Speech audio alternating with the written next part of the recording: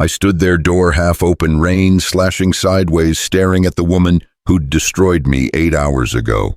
Emily Carter, my CEO, the ice queen who'd called my life's work embarrassing in front of 20 people. Now she's on my porch, drenched, desperate, begging, clutching a terrified kid who looked just like my Lily. Every bone in my body screamed, slam that door, let her drown in her own arrogance. But the boy whimpered and I heard myself say, "Come in," before I change my mind. "Your proposal is embarrassing, Mr. Marshall. Don't waste our time again." 6 hours later, those words still burned in my skull while I tucked Lily into bed. My hands shook, not from cold, from pure rage I had to bury because my 7-year-old was watching me with her mother's green eyes. "Daddy, you're sad again." "Just tired, bug. You're always tired now." Truth hit different from a kid. 3 years since Sarah died. 3 years since I went from lead engineer to night janitor in the same damn building, same hallways, different life, the kind of fall that breaks men. I kissed her forehead. "Sleep tight, math test tomorrow." "Can we do Mickey pancakes?" "Always." I left her nightlight on. She couldn't handle darkness anymore, not since her mom, and headed to the kitchen. The house groaned around me, pipes rattling, roof leaking. I had 5 buckets positioned like some pathetic orchestra waiting for the storm. Thunder cracked hard enough to shake the windows. Perfect. I grabbed a beer and collapsed on the couch. Clicked on the weather. Severe thunderstorm warning. Expect power outages, flooding. I shut it off. Didn't need a TV to tell me my life was flooding. This morning kept replaying. The boardroom, 20 executives in $1,000 suits, and her, Emily Carter, 34, Harvard MBA, CEO for 6 weeks after Daddy retired and handed her the kingdom. Hair pulled tight enough to crack her skull, suit sharp enough to draw blood, eyes like a winter storm, gray, cold, merciless. She'd walked in late. Everyone stood. I didn't. Learned that game the hard way. She ignored me until I started presenting. "Mr. Marshall," her voice could freeze fire. "You're the janitor, correct?" 20 people suddenly fascinated by their coffee. "Former lead engineer, ma'am. I've been with this company." "Answer the question." My jaw locked. "Yes, custodial staff." "And you think you're qualified to restructure our operations?" "I designed half the systems we use, so yes." Wrong move. Her eyes went nuclear. "Confidence is cute. Delusion isn't." She stood. "This proposal is rejected. You want flexible hours based on family needs. We're not running a daycare, Mr. Marshall. We run a Fortune 500 company. Dismissed." "If you'd just look at the data," I said, dismissed. Those eyes pinned me like a bug. "Future reference custodial staff, don't get boardroom time. Stay in your lane." The room went silent as a grave. I gathered my papers with shaking hands, walked out, spent 8 hours mopping floors in the building I used to manage while her designer heels clicked past me, like I was furniture, like I was nothing, like Sarah had never looked at me like I hung the moon. Now I sat in my falling apart house drinking cheap beer, listening to the storm roll in, wondering how much more a man can take before he breaks completely. The rain hit, not gradually, like God ripped the sky open and said, "Texas needs another flood." I checked Lily, still asleep, thank God, and started moving buckets. Wind screamed. Lightning turned everything white. Then the power died. Total blackness except for lightning that made shadows dance like demons. I grabbed my flashlight and the camping lantern. Lily's door cracked open. "Daddy." "Just a storm, baby. Come here." She ran, and I caught her. 45 pounds of wild curls and my entire world. "I'm scared." "I know, but we're safe." "The dark's just the light taking a break, remember?" She giggled through her fear. "That's silly." "Maybe, but it's bang, bang, bang, not knocking, pounding, desperate, violent." Lily clutched my neck. "Who is it?" "Stay here." I set her on the couch with the lantern and grabbed the baseball bat by the door. "This neighborhood after dark. You don't answer unarmed." The pounding continued. I yanked the door open. Emily Carter stood there drenched like a drowned cat, designer suit plastered to her, mascara running black rivers down her face. Her perfect bun had surrendered, and behind her, barely visible, a little boy sobbing his heart out. "You," she had to scream over the wind. "I need your phone." I stared.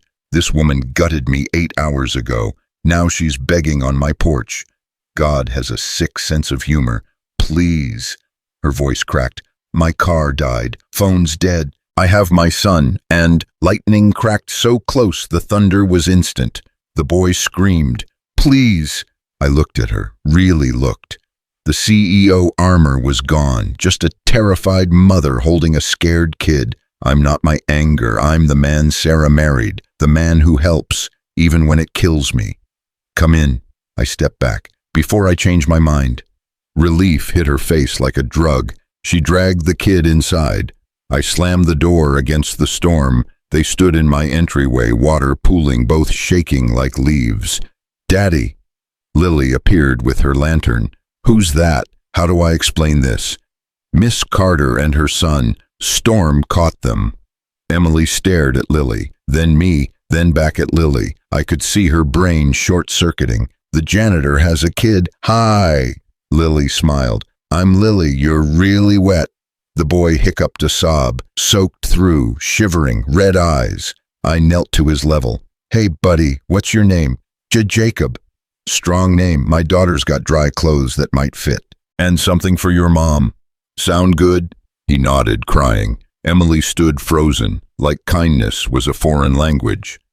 "Bathroom's down the hall. Towels are there. I'll find dry clothes." "You don't."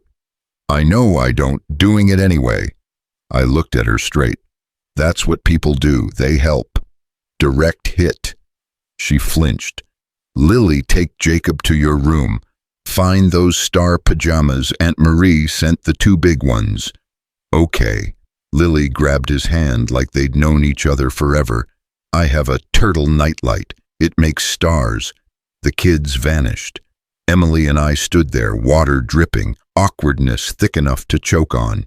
"I'll get clothes. They'll be huge but dry." "Mr. Marshall." "David, you're dripping on my floor. Use my first name." "David," she swallowed. "Thank you." "Don't yet. You're getting my ex-brother-in-law's Longhorns gear. Fair warning, hideous." I grabbed the clothes from my closet, leftovers from when Sarah's brother visited, never returned after he fled to Colorado, and handed them over. "Bathroom there. I'll make tea. Got a camp stove." She took the clothes like gold. "You have a generator." "Borrowed one during the ice storm. Never gave it back." I shrugged. "I'm terrible." Was that almost a smile? No. Emily Carter doesn't smile. She disappeared. I checked the garage generator dead naturally and hauled out the camp stove. By the time she emerged, water was boiling and both kids were on the couch giggling under blankets. Emily Carter, CEO, stood in my hallway wearing orange Longhorn sweats pooling at her feet and a sweatshirt hanging to her knees. Hair wild. No makeup, no armor, human. Tea got chamomile, peppermint, or sleepy time. Lily's grandma swears by it. "Anything, thank you." We sat at my Goodwill kitchen table with camping mugs while the storm tried to murder my roof, and our kids bonded like siblings. "I need to call someone." Emily's voice was small. "My phone." Landlines on the wall. Corded, works without power. She stared at it like I'd pointed at a rotary phone. "I haven't used one since…" I don't even remember. "My mom had one till 2010. Refused to give it up. Said cell phones were for people who forgot how to commit to a conversation." That got a real reaction, almost a smile. She made 3 calls, all voicemail assistant driver, someone named Richard, ex-husband, I guessed, based on the ice in her tone. No one's answering. Storm killed the towers, and it's midnight. Normal people sleep. I need to get Jacob home. In this, I nodded at the window where rain hit like bullets. "You'll hydroplane in 30 seconds, if you had a car, which you don't." Her jaw tightened. Emily Carter hates being helpless. You're stuck till morning, or till it breaks. I can't impose, not imposing, stranded, different. She wrapped both hands around the mug, trying to absorb warmth. This morning, don't. I held up a hand. Not now. I was harsh. You were cruel. There's a difference. She flinched like I'd slapped her. But your kid's scared and wet, and it's midnight in a hurricane, so we're adults. Drink your tea. I'll set up the guest room office with a futon. Morning comes, you go back to being CEO. I go back to being invisible. You're not invisible. I actually laughed. 3 months ago, I designed the Marshall Protocol, still runs your logistics. Today, I mopped outside your office while you walked past me like I was part of the tile. So yeah, pretty invisible. Silence. Then Jacob appeared drowning in star pajamas holding a stuffed elephant. Mom, can we stay? Please, Lily has the turtle lamp. Emily looked at her son, really looked. Something cracked in her face. We're staying, sweetheart. Yes. Both kids cheered and bolted. Emily's hands shook around her mug. He hasn't been excited about anything in 6 months. Kids bounce back. Do they? Barely a whisper. His father left us in April, moved to Seattle with his secretary. Jacob hasn't smiled since. There it was, the truth under the armor. I'm sorry. Don't be. Richard was... She stopped, shook her head. This is inappropriate. You're an employee. Right now I'm the guy with dry clothes and tea. You're the mom whose car died. Can we just be that tonight? She studied me. Those gray eyes weren't cold anymore, searching. You're not what I expected. Most people aren't, if you actually look. Another hit. She knew it. I stood. Futon's in the office. You and Jacob take it. Lily and I camp in the living room. She'll love it. We'll pretend we're explorers. You don't have to. Stop. I know I don't. I met her eyes. I'm choosing to.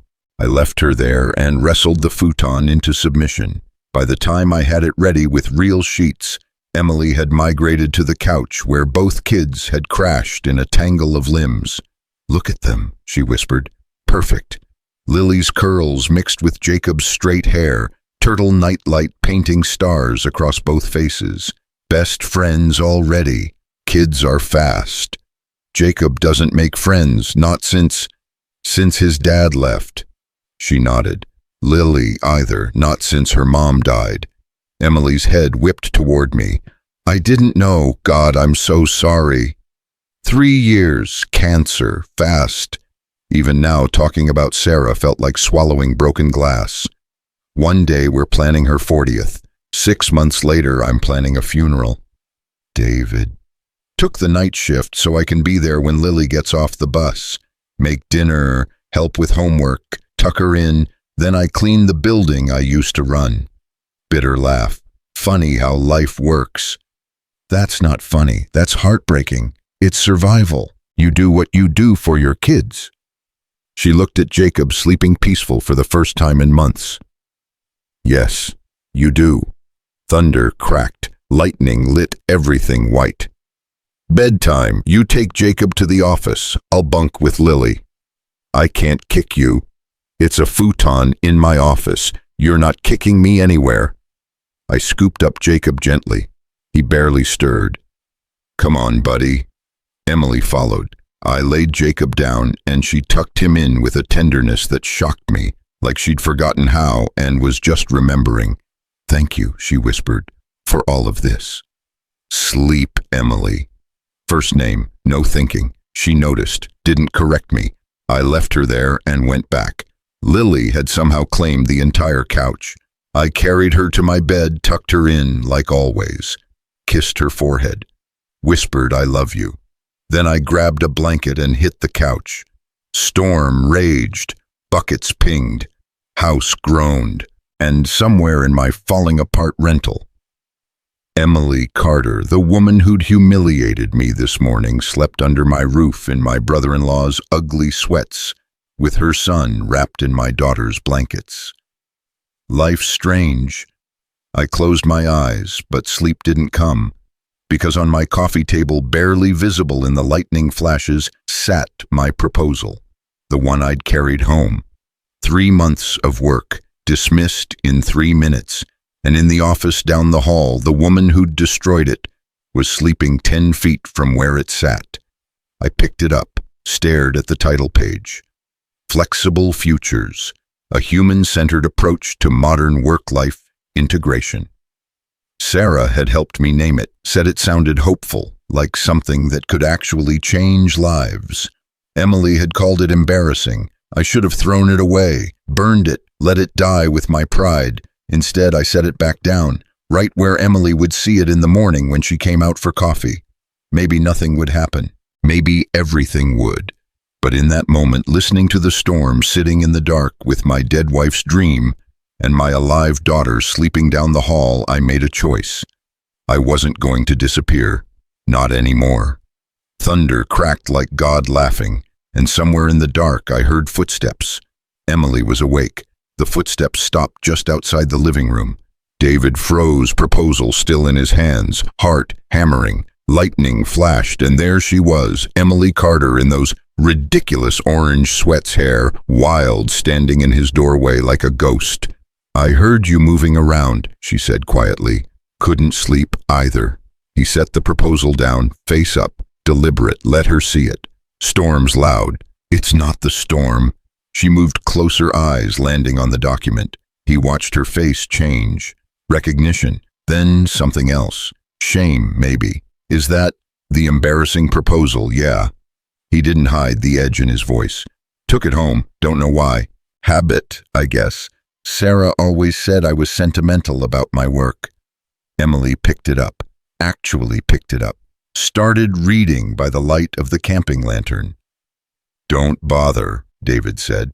"You already gave your professional opinion this morning." "I didn't read it this morning." The words hung there like a confession. "What? I didn't read it." She wouldn't look at him. "I saw custodial staff on the submission form and made assumptions. I thought—" She stopped, swallowed. "I thought it would be some naive suggestion about longer lunch breaks or better coffee in the break room." David felt his blood pressure spike. "You rejected 3 months of work without reading it." "Yes." "You humiliated me in front of 20 people without even looking at it." "Yes." Her voice cracked. "And I'm reading it now and realizing I'm an idiot." She sat down on the couch, still reading.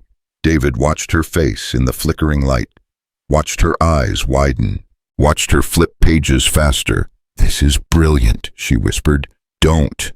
"No, I mean it. This algorithm for predictive scheduling based on family needs. The cost-benefit analysis, the implementation timeline." She looked up at him. "David, this could save the company millions while actually improving employee retention. The data here is—" "Stop." He stood up.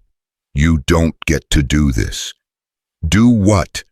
"Pretend you care now because you're stuck in my house in a storm. Tomorrow morning you'll go back to your corner office and I'll go back to mopping floors, and this—" He grabbed the proposal from her hands. "This will still be garbage to you."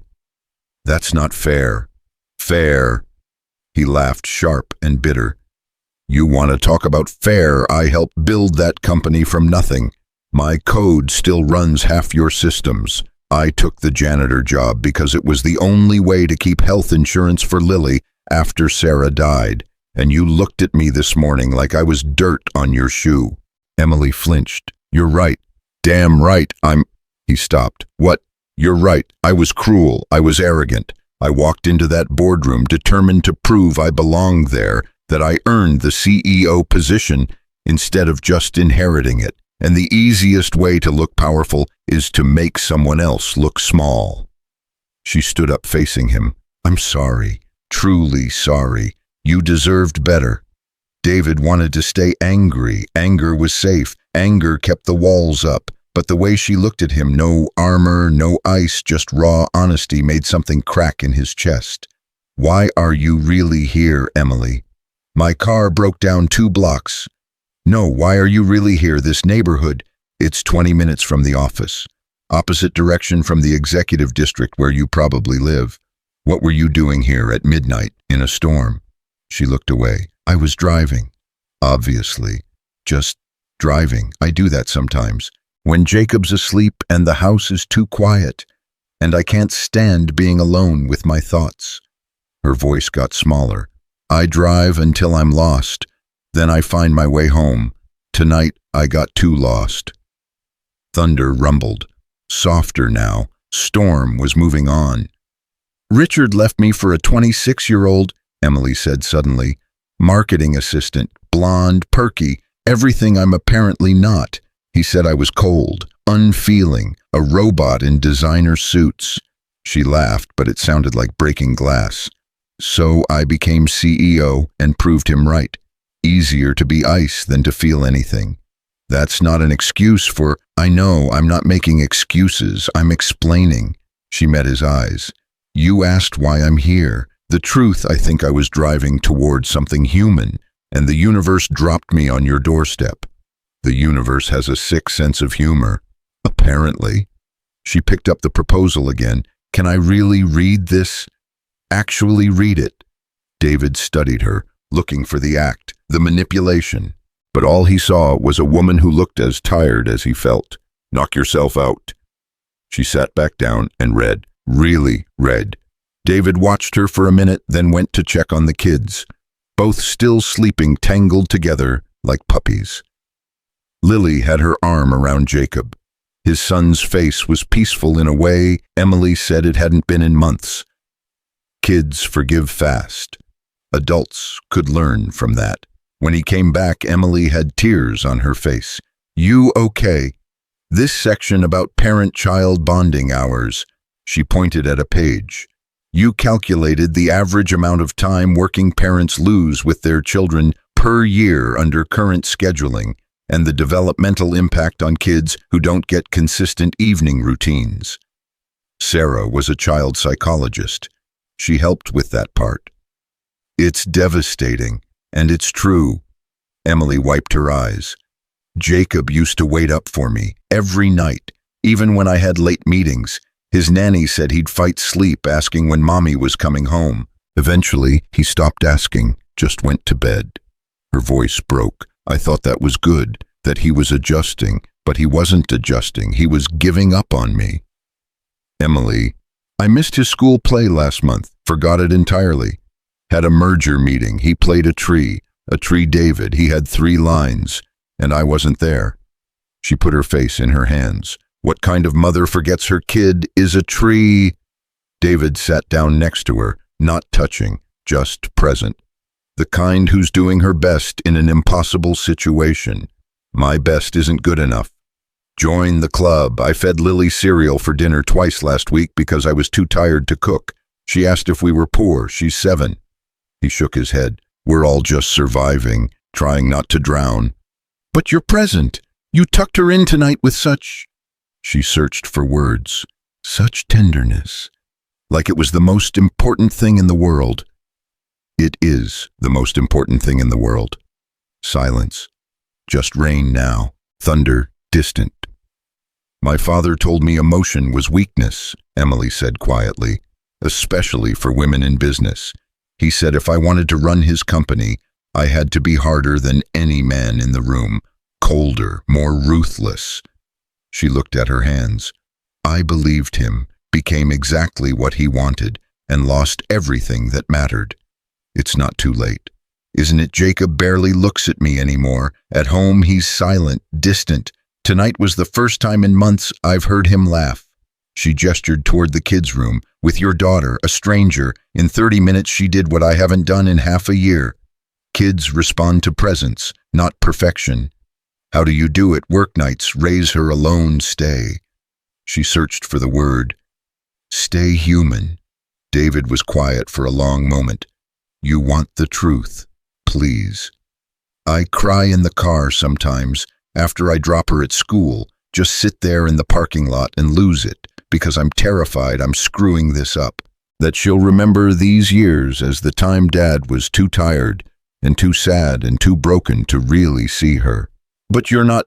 I am. Some days I am exactly that, but then I come home and she runs to me like I'm her whole world, and I remember why I keep going. He looked at Emily.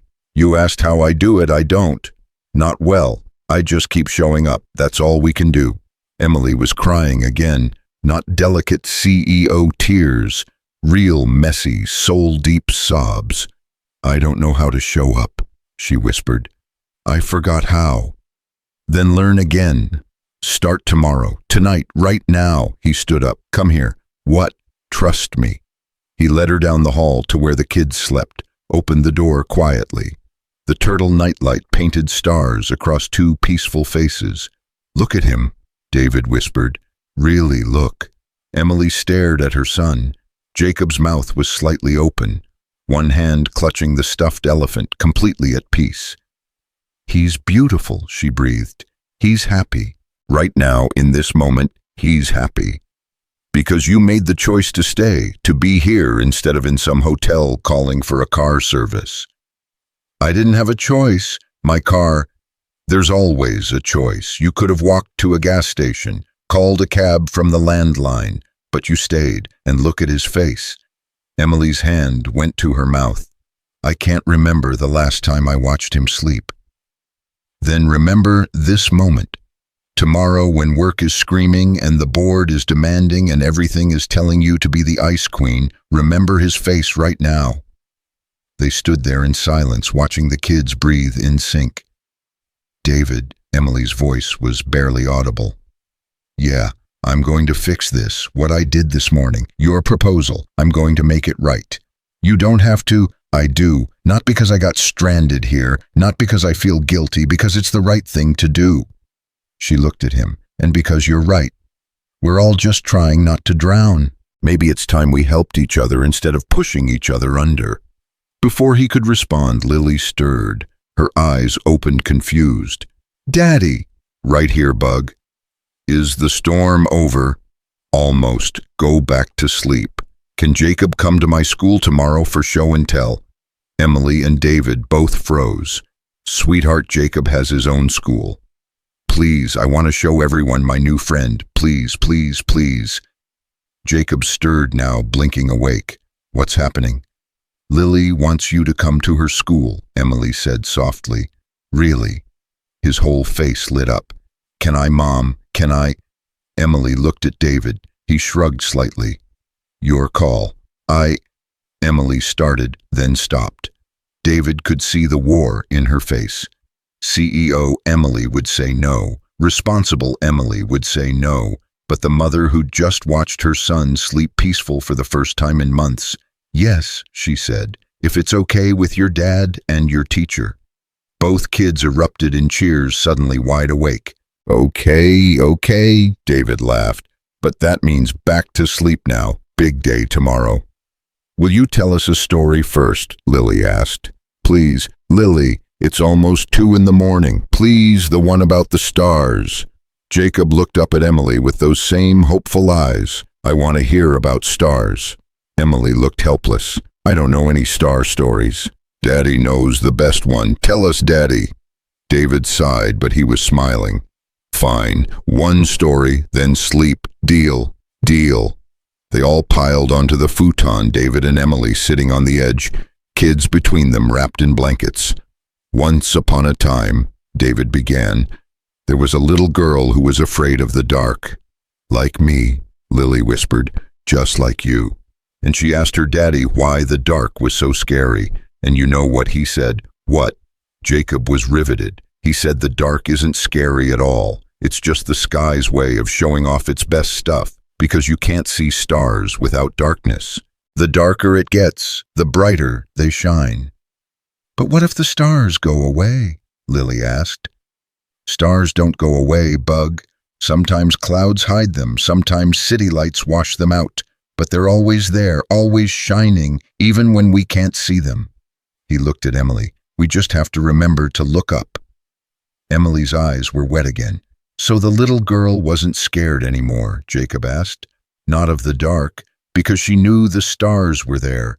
Her mom told her that everyone she loved was watching from the stars. Her grandma, her grandpa, everyone who loved her. His voice caught. So she was never really alone. Lily snuggled closer. Mommy's a star now. The brightest one. Is my daddy a star? Jacob asked quietly. The question hung there. Emily's face crumpled. No, baby, she whispered. Daddy's in Seattle, but he loves you very much. Then why did he leave? David's heart broke. He knew that question, knew it from every angle, the asking, the answering, the living with no answer. Emily looked at David, desperate. Help me. Sometimes, David said carefully, grown-ups make mistakes. Big ones. They forget what's important, but that doesn't mean they don't love you. It just means they got lost for a while. Like you got lost tonight, Mom? Jacob looked up at her. Yeah, Emily's voice cracked. Like I got lost, but I found my way here, and tomorrow I'm going to try really hard not to get lost again. Okay, Jacob yawned. I like it here. It smells like pancakes and rain. Best smell combination ever, David agreed. Now sleep, both of you. Will you stay? Lily asked. Both of you, till we fall asleep. David looked at Emily. She nodded. We'll stay. They sat there in the darkness, lit by turtle stars, watching two kids drift off holding hands. The storm outside had quieted to soft rain. The buckets had stopped pinging. Everything was still. Thank you, Emily whispered, for the story, for all of this. It's just a story. No, it's not. You gave him an answer I couldn't. You gave him hope when I had none to give. You gave him permission to go to school with Lily. That took courage. That took desperation. I have 17 meetings tomorrow, a board presentation, a merger call with Tokyo. Cancel them. She stared at him. I can't cancel. Yes, you can. You're the CEO. Cancel them. Go to second grade show and tell. Watch your son be happy. David's voice was gentle but firm. The company will survive one day without you, but Jacob won't be 7 forever. These moments, they don't come back. You really believe that? I know that. I'd give anything for one more morning with Sarah. One more pancake breakfast, one more school drop-off, one more completely ordinary moment that I took for granted. He looked at her. Don't wait for a tragedy to teach you what matters. Emily was quiet for a long time. Both kids were asleep now, breathing deep and even. I'll do it, she said finally. I'll cancel the morning. Come to show and tell. Yeah, my assistant will have a heart attack. The board will think I've lost my mind. But she looked at Jacob. Look at his face. How do I say no to that? You don't. That's the whole point. They sat in comfortable silence. Rain pattered. Turtle stars rotated slowly. David, Emily's voice was hesitant. This proposal, I meant what I said. I want to present it to the board, properly, with you there. Emily, you don't have to. I want to, not as an apology, as the right business decision. This could transform how we operate, and you deserve credit, recognition, a real position, not, she gestured vaguely, not custodial. I'm not ashamed of being a janitor. I know, but you're capable of more, and I was wrong to ignore that. She turned to face him. Let me make this right, please. He wanted to say no. Pride demanded it, but then he thought about Lily, about giving her a better life, about maybe possibly not being so tired all the time. Okay, really, on one condition. Anything. You actually read the whole thing, not just tonight. Really study it, and if you still think it's viable, then we talk, but I won't let you do this out of guilt. Deal. She held out her hand. He shook it. Her hand was small in his, warm, human. They stood carefully, not waking the kids, and tiptoed out. In the living room, Emily checked the landline. Still dead. Tower's probably down. Give it till morning. I should try to sleep. But she didn't move toward the office. Or we could have coffee. I'm not sleeping anytime soon. It's 2:30 in the morning. Best time for coffee. No one to judge you. She actually smiled. Okay. He fired up the camp stove again, found the good coffee, the stuff he saved for bad days. This qualified. They sat at the kitchen table, steam rising from mugs, rain gentle against the windows. "Can I ask you something?" Emily said. "Shoot. How did you survive it, losing your wife?" David was quiet. That question always hit like a punch. Honestly, I didn't, not at first. First 6 months, I was a zombie, just going through motions. Lily's kindergarten teacher pulled me aside, said she was worried about both of us. He sipped his coffee. I was so buried in grief I couldn't see I was burying my daughter too. What changed? Lily asked me if I still loved her. Emily's hand went to her heart. She was 5 years old, asked if I stopped loving her because Mommy died, because I was always sad, always distant. His voice roughened. That woke me up, realized I had a choice. I could drown in grief or I could swim for her, so I started swimming. That's incredibly brave. That's survival. There's a difference. I don't think there is. They drank coffee in silence, comfortable silence, the kind you can only share with someone who's seen you broken. "My father died last year," Emily said suddenly. "Heart attack at his desk. They found him next to a spreadsheet about quarterly earnings." "I'm sorry." "Don't be. We weren't close. He was disappointed in me until the day he made me CEO. Then suddenly I was exactly what he wanted. Too late to matter." She traced the rim of her mug.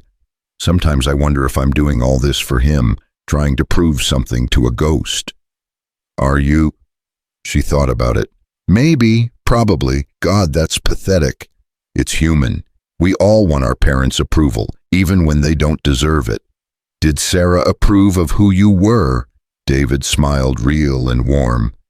"Sarah thought I was the best thing since sliced bread, even when I left dirty socks on the floor and forgot anniversaries and got too obsessed with work. She saw me, the real me, and loved that person." His smile faded. I didn't realize how rare that was until she was gone. Richard never saw me, just what I could do for him.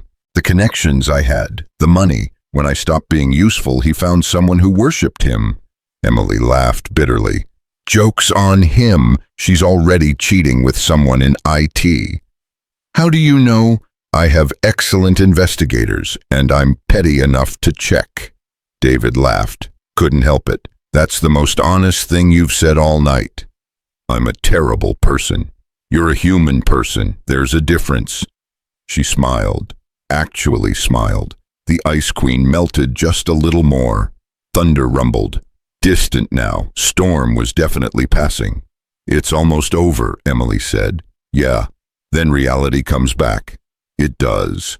She looked at him across the table. "I don't want to go back to being the person I was yesterday." "So don't." "It's not that simple." "It's exactly that simple. You make a choice every day, every moment. Be the Ice Queen or be human. No one's forcing you. The board expects, screw the board. What do you expect from yourself?" The question hung there. Emily stood abruptly, paced. "You make it sound so easy." "It's not easy, it's simple. Different things. I don't know how to be both. CEO and mother, strong and soft. All the things I'm supposed to be." "Who says you're supposed to be anything? Just be Emily. Figure out who that is first. Everything else follows." She stopped pacing, looked at him. "How are you so wise at—" She trailed off. "At mopping floors." "I didn't mean—" "I know." He stood, brought his mug to the sink. "Tragedy ages you fast, or it breaks you. I got lucky. Had Lily to live for. Some people don't get that." Emily joined him at the sink. They stood side by side, looking out at the rain. "I'm glad you answered the door tonight," she said quietly. "I almost didn't." "But you did." "Yeah." He looked at her. "I did." Outside, the sky was starting to lighten, just barely. The gray before dawn, storm clouds breaking up. The rain slowing to mist. "Sun's coming soon," Emily observed. "Always does, even after the worst storms." She turned to face him fully. "David, I know I don't deserve to ask this, but—" Her phone rang. Both of them jumped, the landline working again. Emily grabbed it. "Hello. Yes, this is she? No, we're fine. Car broke down. We're at... She looked at David questioningly. 2247 Oak Street. 2247 Oak Street. Yes, thank you. 1 hour, perfect. She hung up. My driver. Cell towers are back up. He'll be here at 7. Reality. Crashing back in. I should get dressed, Emily said. Back into my wet clothes. They're probably still soaked. Keep the sweats. Return them whenever. I can't take your... Emily, keep the ugly sweats. Not negotiable. She smiled. Small, but genuine. Thank you. She went to wake Jacob. David checked on Lily, still asleep, sprawled across his bed like a starfish. He let her sleep. 30 minutes later, Emily and Jacob stood in Emma's entryway. Jacob was back in Lily's star pajamas. Emily drew the line at wet clothes for him too. The orange sweats looked even more ridiculous in the growing dawn light. So, Emily said, show and tell is at 10. You're really coming. I'm really coming. I'll pick Jacob up at 9. We'll swing by and get Lily. She'll lose her mind. Good. Kids should lose their minds sometimes. Over happy things. Jacob hugged David out of nowhere. Thank you for the story and the pancakes tomorrow. Anytime, buddy. A car pulled up, sleek, black, very CEO. Emily hesitated at the door. David, I meant everything I said about the proposal, about changing. I'm going to prove it. Don't prove it to me. Prove it to him. David nodded at Jacob. I will. She started to leave, stopped, turned back. For what it's worth, Sarah was lucky to have someone who loved her that much. Before he could respond, she was gone. Car pulling away, taillights fading into the mist. David stood in his doorway watching the sun break through the clouds, holding a proposal that might change everything or nothing at all. Behind him, Lily called out, Daddy, is it pancake time? He smiled. Yeah, Bug, it's pancake time. Whatever happened next, at least there would be pancakes. And sometimes that's enough. The Mickey Mouse pancakes were lopsided, but Lily didn't care. She sat at the kitchen table, swinging her legs. Syrup everywhere, talking a mile a minute about Jacob. He's never seen Frozen Daddy. Can you believe it? I told him Elsa is basically a queen who shoots ice from her hands. And he said, that sounds scary, but I said, no, it's beautiful, and breathe, Bug. And he's coming to show and tell, and everyone's going to be so jealous because I have a new friend and his mom is really pretty, even in ugly orange pants. David nearly choked on his coffee. What? She is like a princess who got rained on. Is she really your boss? Yeah, the mean one you told Aunt Marie about. I didn't say she was mean. You said she made you feel invisible. Kids, they remembered everything. Well, people can surprise you sometimes. Lily studied him with those two old eyes. Do you like her now? I don't know her well enough to like or not like her. But she's coming to my school. That means she's nice now, right? It means she loves her son, just like I love you. Do you think Jacob's dad left because he didn't love him enough? The question hit David like a truck. He set down his coffee cup carefully. Come here, Bug. Lily climbed into his lap, sticky fingers and all. Listen to me. When grown-ups leave, it's never because of the kids. Never. Jacob's dad left because he had problems inside himself that had nothing to do with Jacob. Just like when Mommy died, it wasn't because she wanted to leave you. Sometimes bad things happen that aren't anyone's fault. But it makes Jacob sad. I know. I don't want him to be sad. He's my friend now. Then you be his friend. That's all you can do. Be there. Be kind. That matters more than you know. She hugged him tight. Okay, Daddy. His phone buzzed. Unknown number. He almost didn't answer. Hello. Mr. Marshall. This is Catherine Yang, Emily Carter's executive assistant. Ms. Carter asked me to confirm pickup at 9 a.m. for show and tell at Oakwood Elementary. David blinked. Emily wasn't kidding. Yeah, 9 works. Excellent. She's also requested you come to the office this afternoon, 2 p.m., her private conference room. I work nights. She's aware. She said to tell you it's about the proposal. Direct quote, tell him I read the whole thing twice. He was right. I was an idiot. End quote. David couldn't help but smile. She actually said that. Word for word, I nearly fell off my chair. Ms. Carter doesn't typically admit to errors. Catherine's voice dropped to a whisper. Between you and me, Mr. Marshall, whatever happened last night, thank you. She came in this morning and canceled 6 meetings. Said family comes first. I've worked for her 3 years. She's never canceled anything.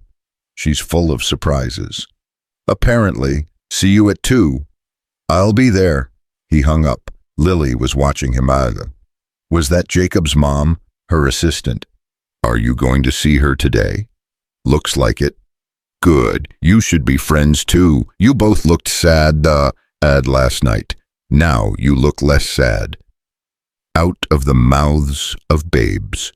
They finished breakfast and got ready for school. Lily changed outfits 4 times. Jacob has to see me looking nice, Daddy, and settled on her favorite purple dress with the sparkly butterflies. David braided her hair, something he'd learned from YouTube videos, at 2 a.m. during those first terrible months after Sarah died. At 8:45, they waited on the porch. Lily was vibrating with excitement. What if he forgot? What if his mom forgot? What if... A black car turned onto their street. There, Lily shrieked. The car pulled up. The driver opened the back door and Jacob tumbled out wearing clean clothes now, but still clutching that stuffed elephant. Lily, Jacob. They collided in a hug like they'd been separated for years instead of hours. Emily emerged from the car more slowly. She'd changed into a navy suit, hair back in that severe bun makeup, perfect. CEO armor back in place. But when she saw David, something in her eyes softened. Good morning. Morning, nice sweats last night. She actually laughed. I looked ridiculous. You looked human. The words hung between them. The driver pretended not to listen. The kids were already running toward the house, Lily showing Jacob her bike. Catherine called you, Emily asked. Yeah, 2 p.m. I meant what I said. I read it twice. Stayed up till 5. It's brilliant, David. Actually brilliant. She lowered her voice. I have the board meeting Wednesday. I want to present it with you as co-developers. Emily, I know you're proud. I get it. But this isn't charity. This is good business, and you deserve recognition. She looked at him directly. Let me do this, please. The kids ran back over, breathless. Daddy, can Jacob see my room real quick? Please, we have 15 minutes. David looked at Emily. She nodded. 5 minutes. Then we have to go. They thundered inside. Emily and David stood on the porch in the morning sun. You really canceled 6 meetings, David asked. 7, actually, and a conference call with London. My assistant thinks I've had a breakdown. Have you? Maybe, or maybe I finally woke up. She smiled, tentative. Jacob hasn't stopped talking about last night, about the stars, about Lily, about you. He's a good kid. He said you're the nicest grown-up he's ever met besides his grandmother. Well, I'm a janitor. We're known for our warmth. Stop that. What? Diminishing yourself. You're not just a janitor. You're an engineer, a father, a genuinely good human being. Her voice went quiet. You're the kind of person I forgot existed. Before David could respond, the kids burst back out. We have to go, Lily announced. Show and tell starts at 10, and I need to explain everything about Jacob first. They loaded into David's beat-up Honda. Emily's driver followed in the sleek town car. The contrast was almost funny. Oakwood Elementary was chaos, as always. Kids everywhere, parents dropping off, teachers directing traffic. David parked and they all walked toward the entrance together. Other parents stared. David in his work jeans and flannel, Emily in her power suit, 2 kids holding hands between them. Mr. Marshall, Lily's teacher. Ms. Rodriguez waved from the entrance. She saw Emily and her smile flickered with confusion. And you must be Jacob's mother. Lily hasn't stopped talking about her new friend. Emily Carter. She shook hands. Thank you for accommodating us on short notice. Of course, any friend of Lily's is welcome. David, you're staying too. If that's okay, please do. Lily would be devastated if you missed this. They followed Ms. Rodriguez to the classroom. 23 second graders watched them enter with wide eyes. Class, this is Lily's special guest, Jacob. He's going to join us for show and tell today. Hi, Jacob, the class chorused. Jacob pressed closer to Emily. She put her hand on his shoulder. It's okay, baby, she whispered. Lily's here. Lily grabbed Jacob's hand. Come on, you can sit by me. They settled at Lily's desk, David and Emily standing awkwardly in the back. This is surreal, Emily murmured. Welcome to second grade. Ms. Rodriguez started the lesson, math, then reading. Jacob participated hesitantly at first, then more confidently as Lily encouraged him. Emily watched her son with an expression David recognized, wonder mixed with heartbreak, all the moments she'd missed. At 10, show and tell started. Kids brought up various treasures, a rock collection, a soccer trophy, someone's pet hermit crab in a container. Then it was Lily's turn. This is my best friend Jacob, she announced proudly. He came all the way from across town, and his mom is a CEO, which means she runs a whole company. And last night they got stuck at my house in the storm, and we stayed up late, and Daddy told us about stars and Lily. Ms. Rodriguez gently interrupted. Remember, we need to let Jacob talk too. Oh, right. Lily looked at Jacob encouragingly. Tell them about the stars. Jacob stood slowly, looked at all the faces watching him, started to shrink back. Then Emily spoke from the back of the room. You can do it, sweetheart, just like you told me this morning. David saw every kid turn to look at Emily, saw them recognize power, confidence, but also in that moment just a mom encouraging her son. Jacob took a breath. Last night there was a big storm. Our car broke and we went to Lily's house, and her daddy told us that stars are always there, even when we can't see them, even in the dark, and that people we love become stars so we're never alone. The classroom was dead silent. My daddy left, Jacob continued, voice small but steady. But Lily's daddy said that doesn't mean he doesn't love me. It means he got lost. And maybe someday he'll find his way back. But even if he doesn't, I have my mom, and now I have Lily, so I'm not alone. Emily's hand went to her mouth, tears streaming down her face, not caring that 23 kids and their teacher were watching. David felt his own eyes sting. Lily hugged Jacob. You'll never be alone, I promise. The class erupted in applause, kids asking questions, wanting to be Jacob's friend too, Ms. Rodriguez wiping her own eyes. Emily moved toward the front, knelt down to Jacob's level. I'm so proud of you, she whispered. I was scared, Mom. But you did it anyway. That's what brave is. She hugged him right there in front of everyone.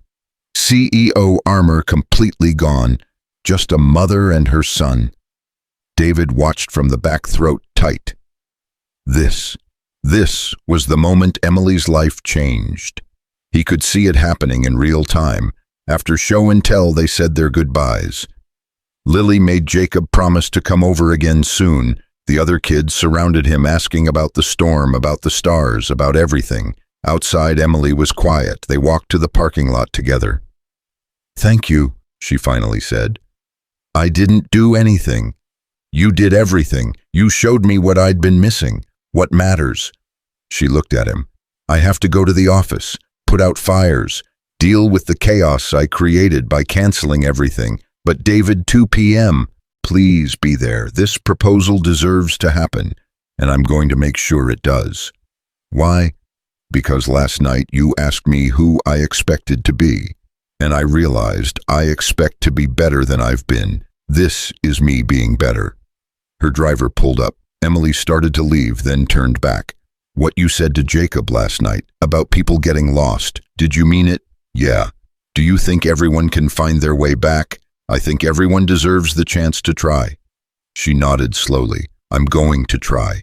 Really try. Not just with work, with Jacob, with... She gestured vaguely. Everything. Good. She got in the car, drove away.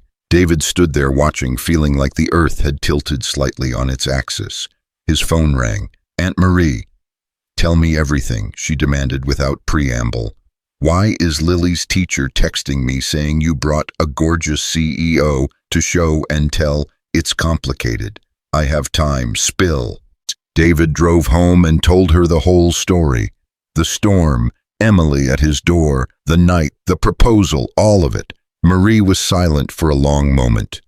David, baby, I love you. So I'm going to say this with love. Don't get your hopes up. What? Rich people don't change. They might feel guilty for a minute, might play at being normal, but they always go back to their world, and you'll still be the janitor. This isn't about, isn't it? You like her, I can hear it in your voice. I barely know her. You know her enough to hope. And hope's dangerous when the power dynamic is that unequal. She's not like that. They're all like that, honey. They can't help it. It's their nature. Marie sighed. Just protect yourself and Lily. That's all I'm saying. After they hung up, David sat in his car in the driveway, Marie's words echoing. Was he hoping, was he that stupid Emily Carter was a CEO, a Harvard MBA? She lived in a world of power lunches and board meetings and decisions that affected thousands of lives. He mopped floors, lived paycheck to paycheck, wore the same 5 flannel shirts in rotation because new clothes weren't in the budget. What was he thinking? But then he remembered her face watching Jacob at show and tell, the raw emotion, the complete absence of pretense. That was real. Wasn't it at 1:30 he changed into his one decent shirt, khakis that were only slightly wrinkled, tried to tame his hair, looked in the mirror and saw a man trying too hard. He almost didn't go, but he'd promised, and David Marshall kept his promises. Carter Industries looked different in daylight. Massive glass tower, people in suits rushing everywhere. David felt underdressed immediately. The receptionist looked at him like he'd wandered in by mistake. Can I help you? David Marshall. I have a 2 p.m. with Ms. Carter. She checked her computer. Her eyebrows shot up. Oh, Mr. Marshall. Yes, she said to send you straight up, 30th floor. Someone will meet you at the elevator. The elevator ride felt like ascending to another planet. Each floor more polished, more expensive, more everything he wasn't. The doors opened to the executive level. Catherine Yang stood there, professional smile in place. Mr. Marshall, this way. She led him through a maze of glass-walled offices. Everywhere people worked at standing desks with multiple monitors, the hum of quiet productivity, everything chrome and white and intimidating. She's in the private conference room, Catherine said. Fair warning, she's been in there since 9 preparing. I've never seen her this focused. Is that good or bad? With Ms. Carter, usually both. She opened a door. Emily stood at a massive table covered in papers, screens, charts. Her suit jacket was off, hair coming loose from the bun. She looked up when they entered. David, thank God. She waved Catherine away. Close the door. Catherine left. The door clicked shut. Suddenly it was just the two of them in this glass box 30 floors above the city. You came, Emily said. Said I would. I know, but I thought maybe you'd reconsider, decide I was crazy, that this was all some guilt-driven impulse. She pushed hair out of her face. Was it an impulse this morning at show and tell watching Jacob? I thought maybe I'd imagined last night, made it bigger in my head, but then I came here and reread your proposal and... She gestured at the chaos on the table. It's not an impulse. It's the best idea we've had in 5 years. David moved closer, looked at what she'd done. His proposal was dissected, analyzed, expanded. She'd run projections, built models, created implementation timelines. You did all this today. I told you I stayed up till 5 reading, got here at 7, been working since. She met his eyes. I want to present Wednesday, full board, but I need you there, not as the janitor, as the co-developer, equal credit. The board will never... The board will do what I tell them. I'm the CEO. She softened slightly. But I need you to say yes first, because this only works if we're partners. Equal partners. Emily, I appreciate this, but don't you dare say you're not qualified. You designed the Marshall Protocol. You built the foundation this company runs on, and you've spent 3 years watching how real people interact with our systems. You see things I can't from my tower. She stepped closer. I need your perspective, your expertise, your... She searched for words. Your humanity. This company forgot about human beings somewhere along the way. You can help us remember. And after Wednesday, after the board meeting, what then? Then you come work up here, director of operations, direct report to me, salary commensurate with experience, benefits, actual daylight hours so you can be with Lily. David's head spun. You're offering me a job. I'm offering you your life back. Just like that. Nothing's just like that. But yes, if you want it. Her voice went quiet. Do you want it? He looked at her, really looked. Saw the hope in her eyes, the fear of rejection. She was as vulnerable in this moment as he was. What did Jacob say this morning? David asked. When you told him you were canceling meetings? Emily smiled. He said, does this mean you love me more than work? And I said, I've always loved you more than work. I just forgot to show it. What did he say? He said, show me now, so I am. This, she gestured at the proposal. This is me showing him, and showing everyone who works here that family matters, that life outside these walls matters, that we can be successful and human at the same time.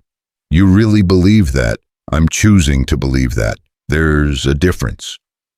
David heard his own words from last night echoed back, smiled despite himself. Okay, you'll do the presentation. Okay, I'll be your partner, equal partners. The relief on her face was almost comical. Really, you're not just saying that because I'm your boss. Right now, you're not my boss. You're the woman who stood in my classroom crying while her kid talked about stars. He held out his hand. Partners. She shook it. Her grip was firm, strong. Partners. They stood there, hands clasped, and David felt the future shift, felt possibilities opening that had been closed for 3 years. Emily broke the handshake first. We have 2 days to prepare. I'll need you to walk me through the technical aspects, the algorithm, the predictive modeling. I can do that. And I need you to tell me stories. What stories? Like the stars last night. When we present to the board, they're not going to care about algorithms. They care about money, yes, but also legacy, impact. She sat down at the table. So we need stories. Real stories about how this will change lives. Can you do that? David thought about Lily waiting for him after school, about missing bedtime because of night shifts, about all the parents he knew who were drowning trying to balance work and family. Yeah, I can do that. They worked for 3 hours straight. Emily asked questions. David answered. They built the presentation together piece by piece.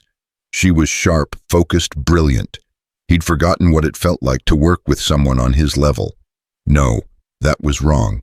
To work with someone who saw him as an equal. Around 5, Catherine knocked.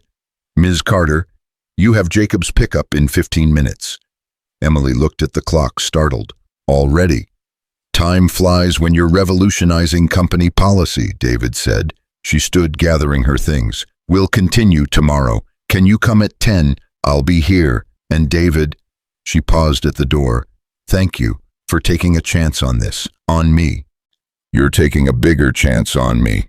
No, you've already proven yourself. I'm just finally smart enough to notice. She left.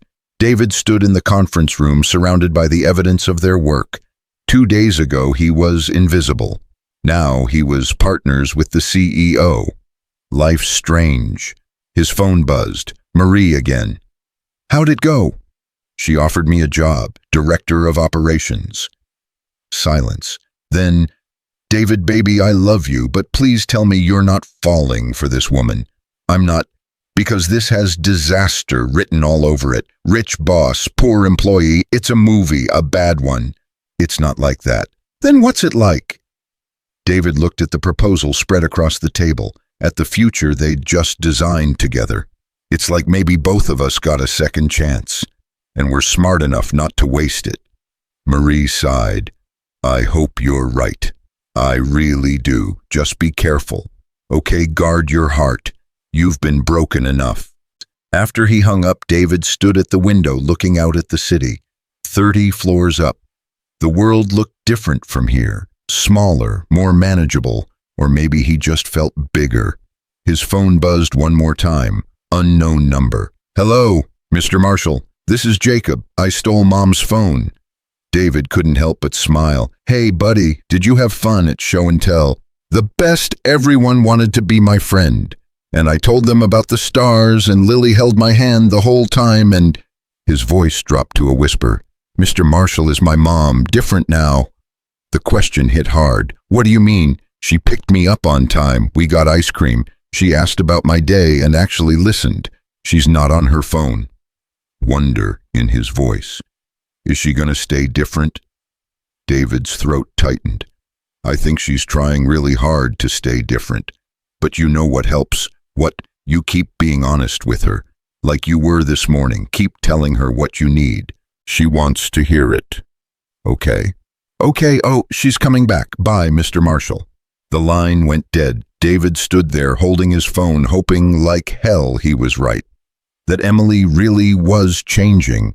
That this wasn't just guilt or impulse or some temporary awakening that would fade when reality set in, because that kid deserved a mom who showed up. And David was starting to realize he might deserve a second chance too, whether he was ready for it or not. Wednesday morning arrived like Judgment Day. David stood in front of his closet at 6 a.m., staring at shirts he couldn't afford to replace. The board meeting was at 10. He'd practiced the presentation 17 times. Emily had drilled him on potential questions until he could answer them in his sleep. But none of that preparation included what to wear when you're about to walk into a room full of millionaires and tell them how to run their company. His phone rang. Emily, you're awake, she said without preamble. Couldn't sleep?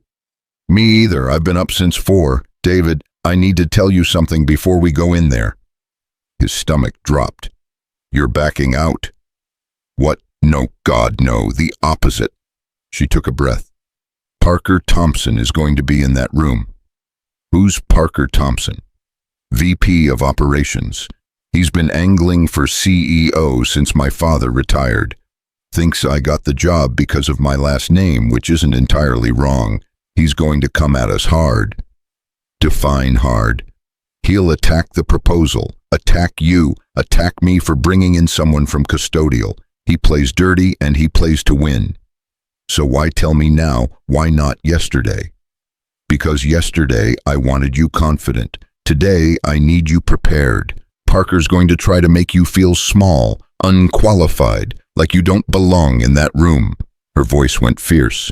Don't let him. You belong there more than he does. Your work speaks for itself. Emily, I'm serious. He's a bully in an expensive suit, and the board tolerates him because he makes them money. But this proposal, it's bigger than his ego. Remember that. After they hung up, David finished getting dressed. The blue shirt Sarah had bought him for their last anniversary, his one good tie, khakis pressed to within an inch of their life.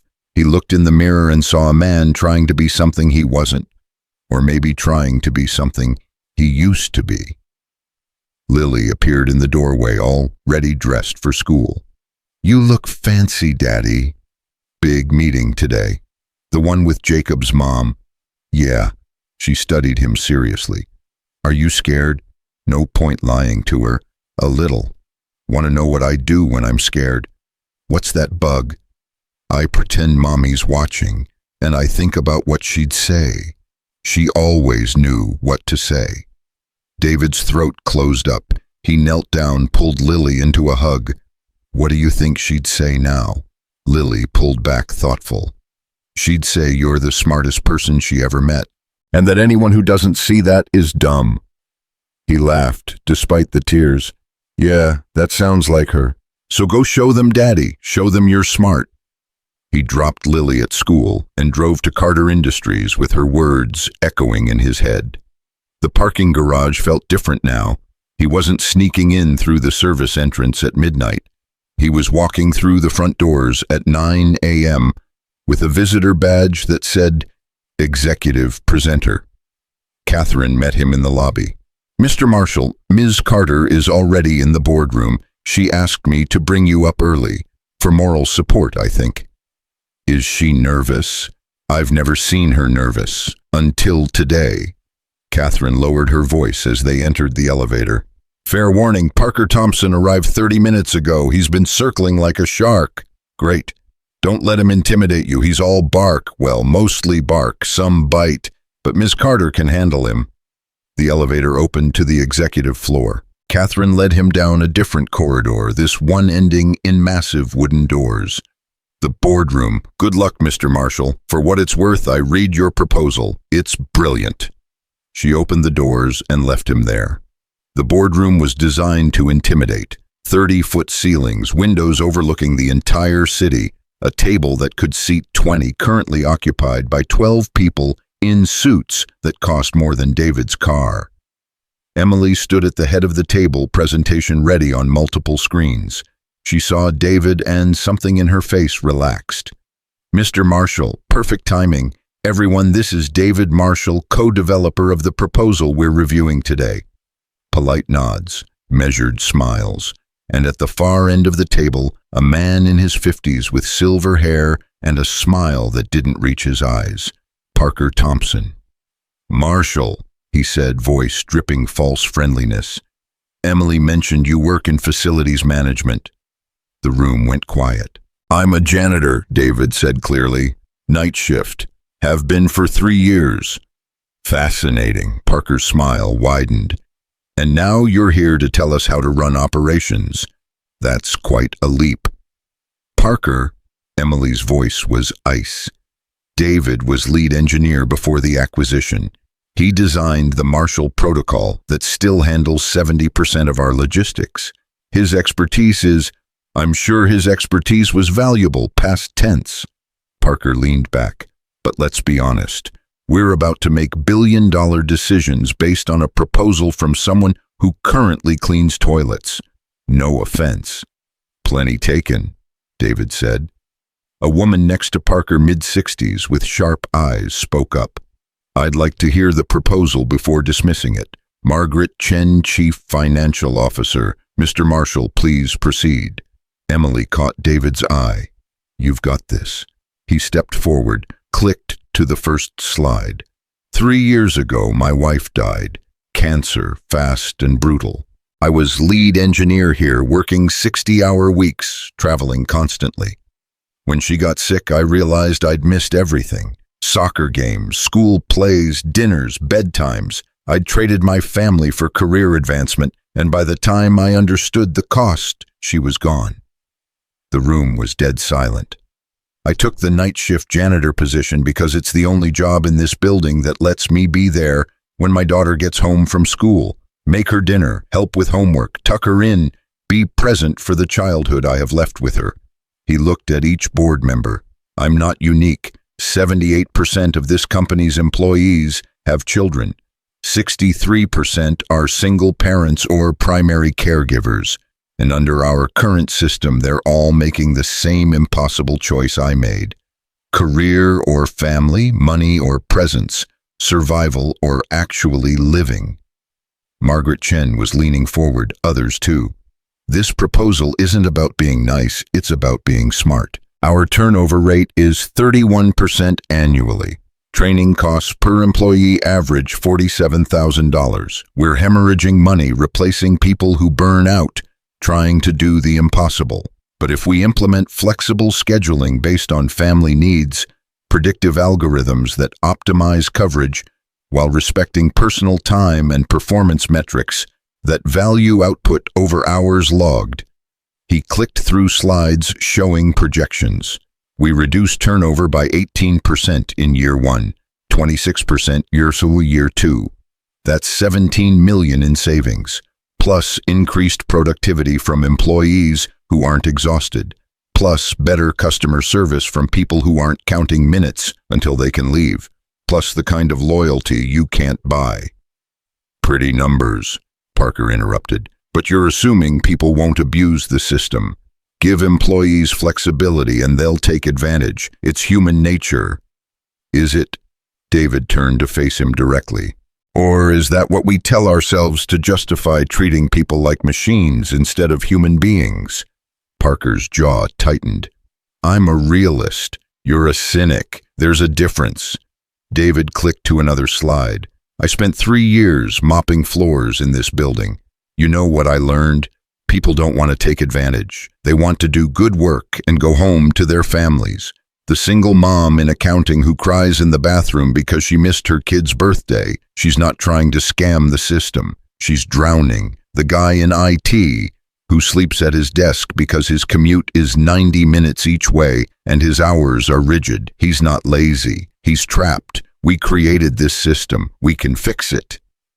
And if we can't, Parker pressed, if this idealistic fantasy crashes and burns, then we adjust. This isn't set in stone.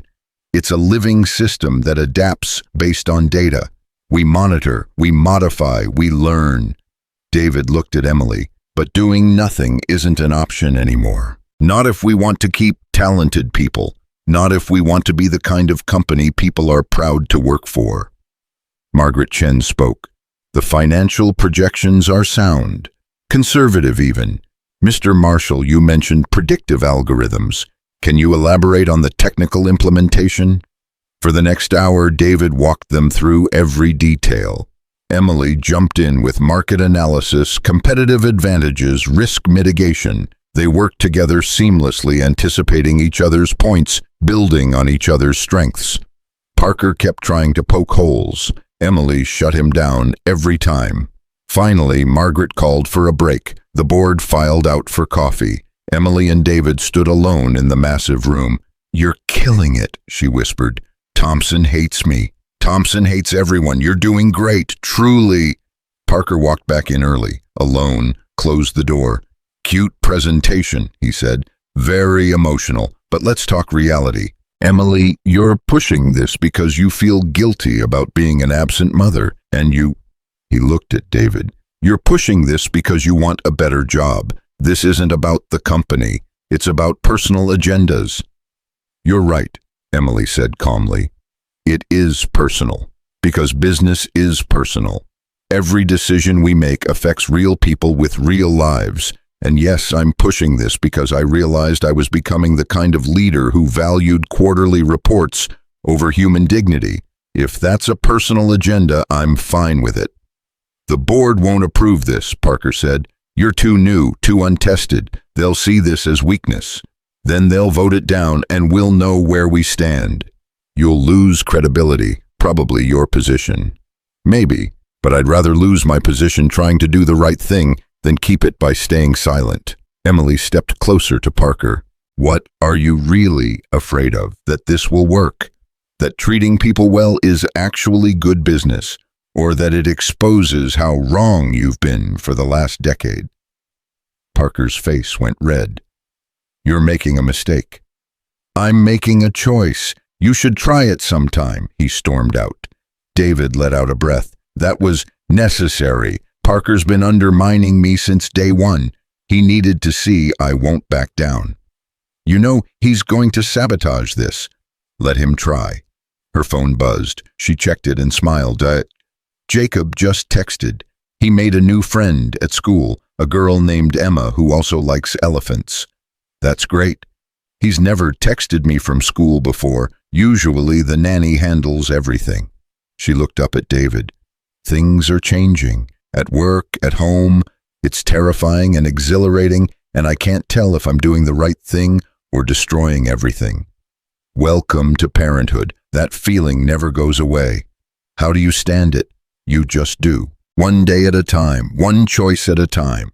The board returned. Margaret called the meeting back to order. We've deliberated briefly, she said, and we'd like to see a pilot program. 3 departments, 6 months, full data tracking and monthly reviews. If the metrics support the projections, we expand company-wide. David felt his heart stop. They said yes. Emily's face remained calm, but her hand was shaking. Thank you. We'll have implementation plans by Monday. One condition, Margaret continued. Mr. Marshall, you'll need to transition from custodial to operations immediately. We can't have a director-level employee mopping floors. Optics matter. Understood. And Parker, Margaret looked at Thompson. You'll oversee the pilot. Work with Emily and David to ensure proper implementation. Parker's smile was razor-sharp. Of course, happy to help. Emily tensed. David knew what she was thinking. Parker in oversight position meant sabotage potential, but they couldn't object without looking difficult. Thank you, Parker, Emily said smoothly. We appreciate your expertise. The meeting adjourned. Board members filed out, some congratulating David, others neutral. Parker left without a word. When the room was empty, Emily sat down hard. We did it. You did it. I just showed up. You were perfect. The personal story, the data, the way you handled Parker. She looked up at him. David, you just changed this company. Do you understand that? I understand we have 6 months to prove it works, or we're both fired. Details. She stood gathering her materials. Come on, we need to celebrate. Lunch, my treat. I should get back to Lily. It's noon. School doesn't end till 3. Come on, you earned this. They went to a small Italian place 3 blocks from the office, the kind of place with checkered tablecloths and wine bottles as decoration. Emily ordered them both pasta and wine without asking. I don't usually drink at lunch. Today's special, indulge. The wine came. They toasted. To pilot programs and second chances, Emily said. To not getting fired immediately. She laughed. Actually laughed. The sound was becoming familiar. Nice. Can I ask you something? David said after their food arrived. Anything. Why are you really doing this? And don't say it's just good business. Thompson was right about one thing. This is personal for you. Emily was quiet for a long moment, twirling pasta on her fork. My father died at his desk, literally. Heart attack during a conference call about market shares. They found him slumped over his keyboard, still wearing his headset. She set down her fork. When I cleaned out his office, you know what I found? 20 years of birthday cards from me, unopened, still in their envelopes. He'd kept them but never read them. Emily, I'm terrified of becoming that. Of Jacob going through my office someday and finding evidence that work mattered more than he did. I'm terrified I'm already that person and just starting to realize it. She met his eyes. That night in the storm, watching you with Lily, seeing how she looked at you like you hung the moon.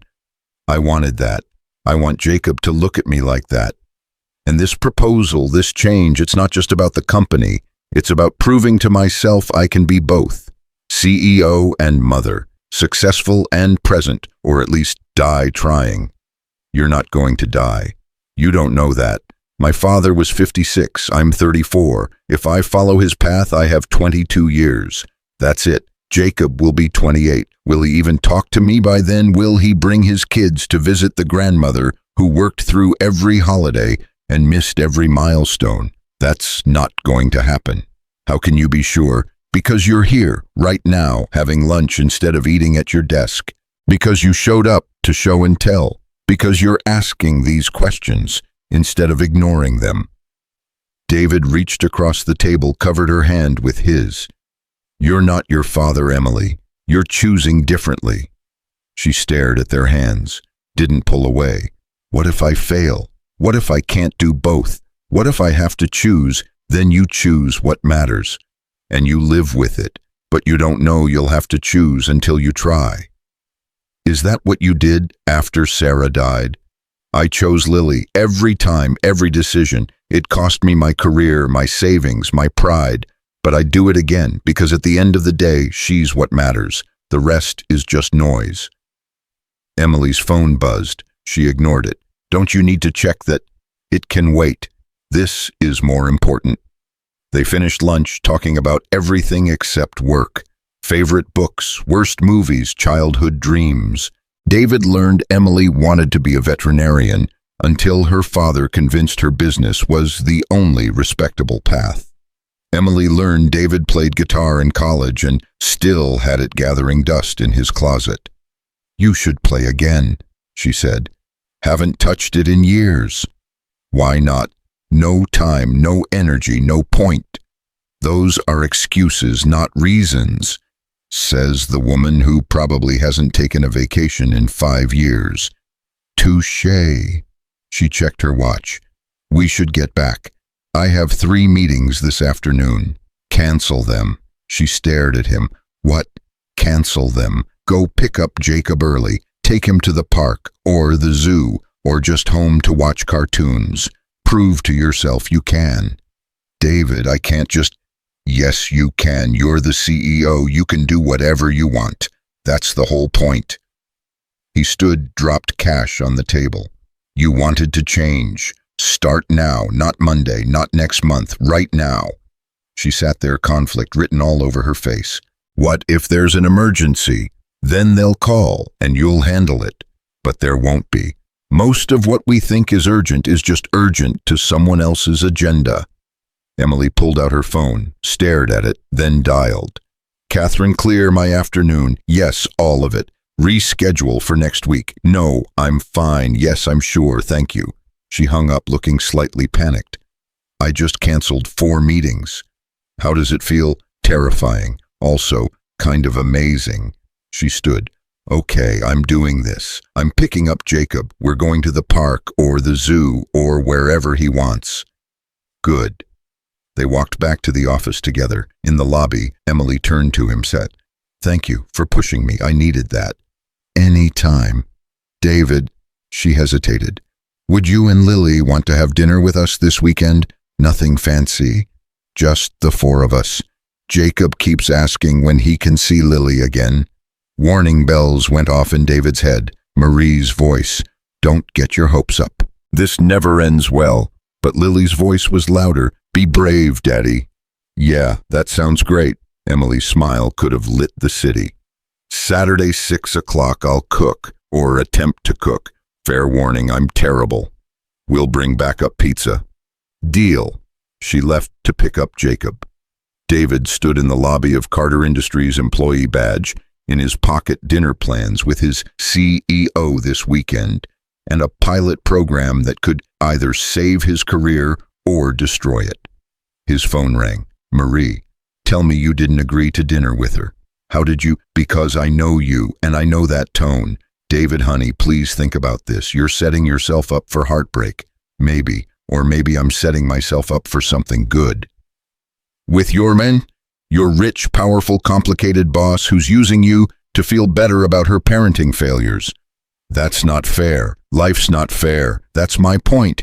She's going to use you until she doesn't need you anymore. Then you're back to mopping floors and Lily's asking why her friend Jacob doesn't come over anymore. You don't know that. I know rich people. They don't change. They play at it. Then they go back to their real lives and we go back to ours." After they hung up, David sat in his car in the parking garage, hands on the wheel, doubt creeping in. Was Marie right? Was he being stupid, naive, setting himself and Lily up for devastation? His phone buzzed. Text from Emily. "Jacob's thrilled about Saturday. He's already planning what to show Lily. Thank you for saying yes. And thank you for today, for everything. You changed my life. I hope you know that." David stared at the message. Maybe Marie was right. Maybe this would end badly. But Sarah used to say life was too short for maybe. You either took the chance or you spent forever wondering what if. He texted back, "Looking forward to it. Tell Jacob Lily's already making plans too." Then he drove to pick up his daughter, hoping he wasn't making the biggest mistake of his life, but willing to risk it anyway, because some chances were worth taking, even when they scared you to death. Saturday arrived with the kind of perfect weather that felt like a setup. Clear skies when he'd away Feng, and David's anxiety cranked up to 11. Lily had changed outfits 6 times. Currently, she wore her yellow sundress with the sunflowers and was attempting to French braid her own hair in the bathroom mirror. "Daddy, can you help?" David stood behind her fingers, working through her curls, the way YouTube had taught him 3 years ago. In the mirror, he saw Sarah's face in Lily's features, those same green eyes watching him.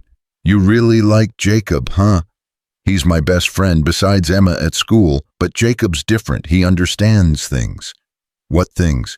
"Sad things, missing people things." She met his eyes in the mirror. "He misses his dad the way I miss Mom." "We don't have to explain it to each other." David's hands stilled.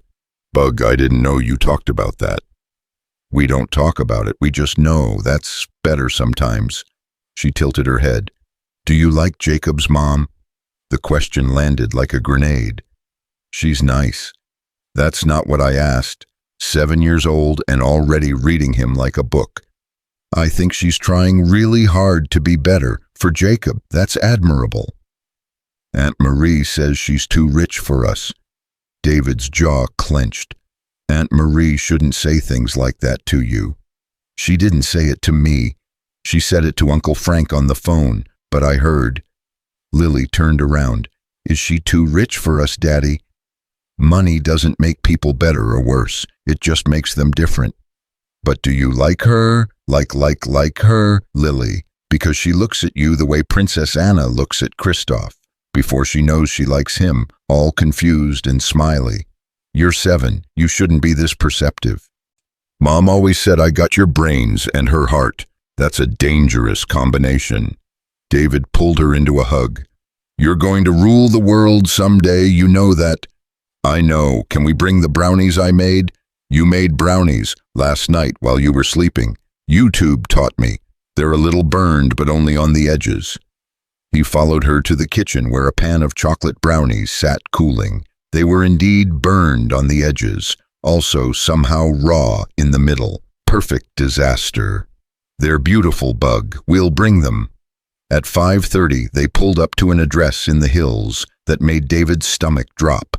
The house wasn't a house, it was an estate. Gates, circular driveway, probably 5 bathrooms for 3 people. "Whoa," Lily breathed. "It's like a castle." "It's just a house. A really big house." David parked his beat-up Honda next to Emily's sleek sedan and felt every year of rust and duct tape repairs. The backup pizza in the passenger seat suddenly seemed insulting, like showing up to a 5-star restaurant with McDonald's. Before he could spiral further, the front door opened. Jacob burst out in shorts and a t-shirt with an elephant on it. "Lily!" "Jacob!" They collided on the driveway in a hug. Emily appeared in the doorway wearing jeans, actual jeans, and a simple white t-shirt, hair down, barefoot. David had never seen her look more beautiful. "You found it," she said, smiling. "I was worried the GPS would send you to the wrong gate. There are 3 gates." "I know, it's ridiculous. My father believed in security." Also, showing off. She looked at the pizza box. "Please tell me that's backup because I burned the chicken." "Badly cremated. The smoke alarm went off twice. Jacob thinks I'm trying to burn the house down." "I brought brownies," Lily announced, holding up the pan. "They're a little burned too, but Daddy says that's character." Emily laughed. "They're perfect. Come in. Fair warning, the house is huge and empty, and I still get lost sometimes." The interior was exactly what David expected. Marble floors, high ceilings, art that probably cost more than his annual salary, but there were also signs of life now. Jacob's drawings on the fridge, toys in the corner of the massive living room, a blanket fort that took up half the space. "We built that this morning," Emily said, following his gaze. "Jacob's been planning it all week. It's structurally unsound and blocking the TV, but I'm told it's perfect." "Can we show Lily?" Jacob was already pulling her toward it. "Go ahead," Emily said. "Just don't destroy anything expensive." The kids disappeared into the fort. David and Emily stood in the kitchen that was bigger than his entire house. "This is some setup," he said. "It's too much. I know, my father bought it to impress clients. I keep meaning to sell it and get something normal, but..." She shrugged. Inertia. And Jacob's school is nearby. And I guess part of me still cares what people think. We all care what people think. Anyone who says otherwise is lying. Even you, especially me. I drove here terrified you'd realize I don't belong in your world. Emily moved closer. David, this isn't my world. It's my father's world. I'm just living in it out of habit. She gestured around. All this, it doesn't mean anything. The fort in the living room means something. Jacob laughing means something. You being here means something. Emily, I'm going to say something and you can't run away, okay? His heart kicked into overdrive. Okay. That night in the storm changed my life, not just because of the proposal, because of you. How you treated us, how you loved Lily, how you were kind when you had every right to slam the door in my face. She took a breath. I can't stop thinking about it, about you. And I know that's complicated because of work and because I'm your boss and because this could be a disaster, but Emily, he stopped her. I think about it too. She froze. You do, constantly. You in those orange sweats. Jacob sleeping peaceful. The way you looked reading the proposal like it was the most important thing in the world. The way you showed up to show and tell and cried in front of 22nd graders. He stepped closer. You scare the hell out of me. This scares the hell out of me. But I can't stop thinking about it either. So what do? I have no idea. They stood there in her massive kitchen, a foot apart, the air between them electric. Ma, Jacob's voice from the fort. We need snacks for our expedition. The moment broke. Emily laughed, shaky. Expedition. Apparently they're exploring the Arctic. The living room is now the North Pole. Of course it is. She moved to the fridge. Cheese sticks okay for Arctic exploration. Perfect. They brought snacks to the fort. The kids had draped every blanket in the house over furniture to create a maze of rooms. Lily's elephant and Jacob's stuffed animals were arranged as expedition team members. This is amazing, David said.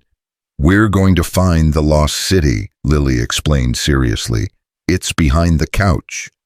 Very dangerous journey, Jacob added. We might not make it back. Well, we'll have pizza ready when you do, Emily said.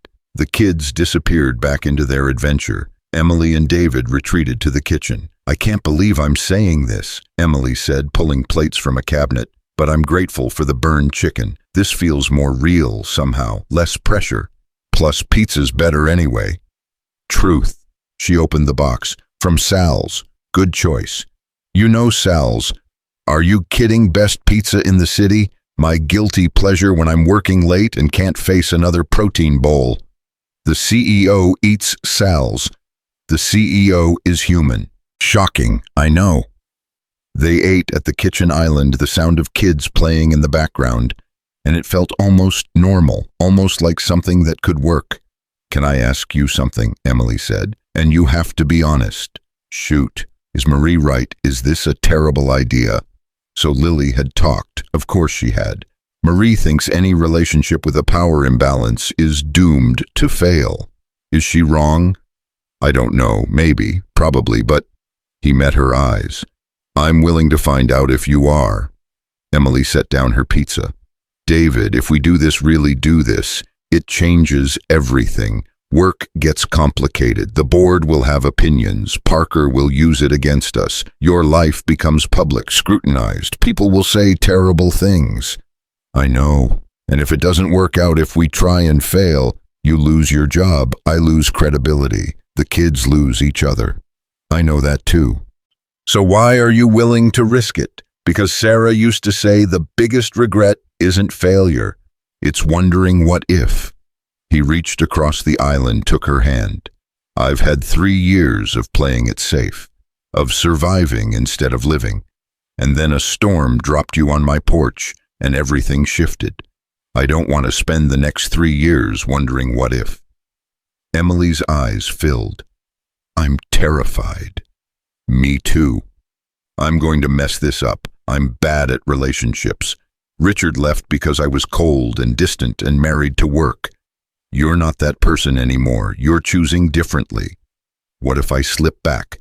What if work takes over and I become the ice queen again? Then I'll remind you, that's what partners do. Partners, she smiled through tears. I like that. Mom, Dad, come see, Jacob's voice from the living room. They both froze. Did he just, Emily started. He called me Dad. David finished stunned. They rushed to the living room. The kids had emerged from the fort, both holding drawings. We found the lost city, Lily announced, and Jacob drew the map. Jacob held up a crayon drawing of their fort expedition with stick figures labeled. One said Jacob, one said Lily, two taller ones said Mom and Dad. Emily's hand went to her mouth. Buddy, David said gently, kneeling down. I'm not your dad. Jacob's face fell. But I want you to be. My real dad doesn't want me. He has a new family, but you're nice and you tell stories and you don't yell. His voice got small. Can't you be my dad instead? Emily dropped to her knees, pulling Jacob into a hug. Baby, your real dad does love you. He's just confused right now, and David is wonderful, but he could be wonderful, and my dad, people can be two things. You said so. David felt his heart crack open. This kid, this broken, hopeful kid who just wanted someone to stay. How about this? David said carefully. I can't replace your dad, but I can be someone who's here, who shows up, who tells stories and helps with homework and thinks you're pretty great. Would that work? Jacob considered this seriously. Like a friend, Dad. Exactly like that. Okay, can Lily be my friend's sister?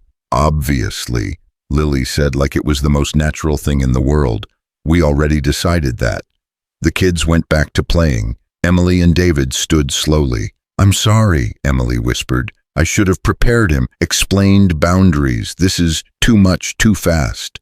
Emily, look at them. In the blanket fort, Lily and Jacob were arranging stuffed animals in family groups, talking about their expedition, completely content. They're happy, David said, and they're healing each other. Maybe we should take notes. You're not worried this is moving too fast. I'm terrified it's moving too fast, but I'm more terrified of wasting time being scared when we could be living. Emily leaned against him, just slightly. He put his arm around her shoulders. They stood like that watching their kids play, and it felt like coming home. The doorbell shattered the moment. Emily tensed. I'm not expecting anyone. She went to the door. David heard voices, then Emily saying, Parker, this is my private home. You can't just... Parker Thompson pushed past her into the house. We need to talk about the pilot program. There are serious concerns. He stopped when he saw David, then the kids, then the pizza boxes and blanket fort and very clear domestic scene. Well, this is interesting. Get out, Emily said, voice like steel. Is this why you're pushing the family-friendly policies? Because you're playing house with the janitor? David stepped forward. Watch it. Oh, this is perfect. Wait till the board hears about this. The CEO romantically involved with an employee she promoted. That's not a conflict of interest at all. We're not, Emily started. Please, I have eyes. This whole setup reeks of impropriety. The board will have you removed within a week. The board will do no such thing, a voice said from the doorway. Margaret Chen walked in immaculate in weekend casual that probably cost more than David's car. Margaret, Parker sputtered. I was just overstepping as usual. She looked at Emily. I apologize for the intrusion. Parker called an emergency board meeting for Monday. Claims there are ethical violations regarding the pilot program. I came to get your side before he spins this into something it's not. Emily's face had gone pale. There are no violations. David and I are colleagues, David finished. Working on the pilot, that's all. Margaret's eyes flicked between them. That's all. The lie sat there, fragile, obvious. Yes, Emily said firmly. David is my employee. We're implementing the board-approved pilot. Whatever Parker thinks he saw, I saw cozy domestic bliss. Pizza and kids calling him Dad. This isn't professional, it's personal. So what if it is? The words came from David before he could stop them. So what if we're friends? So what if our kids get along? That doesn't change the validity of the proposal. That doesn't change the data or the projections or the fact that this program will save the company millions while actually helping people. It changes everything, Parker sneered. It shows Emily's judgment is compromised, that she's making decisions based on emotion instead of logic.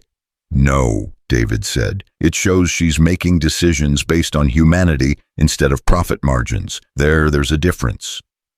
Margaret held up a hand. Enough. Parker, your concerns are noted, but calling an emergency meeting based on speculation is inappropriate. David and Emily's personal relationship, whatever it may or may not be, doesn't invalidate a board-approved pilot. But, however, Margaret continued looking at Emily, appearances matter. If there is anything developing here beyond professional collaboration, it needs to be disclosed formally, to avoid even the perception of impropriety. There's nothing to disclose, Emily said, but her voice wavered. Margaret's expression softened. Emily, I'm not your enemy, but I am a realist. If you're starting something with David, do it right. Transparent, by the book, because Parker will use any ammunition he can find to undermine you. There's nothing. Mom! Jacob appeared from the fort. Why is everyone yelling? The room went silent. Jacob looked at Parker, then Margaret, then clutched his elephant tighter. Emily went to him immediately. No one's yelling, baby. These are people from work. They're leaving now. But we're having pizza. They can have some if they want. The innocence of it broke something in the room. Margaret smiled. That's very kind, but we can't stay. Emily, we'll talk Monday before the meeting. She looked at David. Mr. Marshall, your presentation Wednesday was impressive. Don't let politics undermine good work. She left. Parker lingered, smirking. This isn't over. It never is with you, Emily said. But we're done for tonight. Get out of my house. He left. Emily closed the door and leaned against it. I'm sorry, David said. For what? For complicating your life. For putting the pilot at risk. Stop. This is Parker being Parker. We knew he'd push back. We just didn't expect him to show up at my house on a Saturday. She moved back to the kitchen. But Margaret's right. If there's something here, we need to handle it properly. Is there something here? Emily looked at him across the island where they'd eaten pizza an hour ago like normal people on a normal date. I don't know. Maybe. Probably. But maybe we need to slow down. Figure out the work stuff first. Get the pilot running, then see where we are. It was the smart choice. The safe choice. The choice that protected everyone.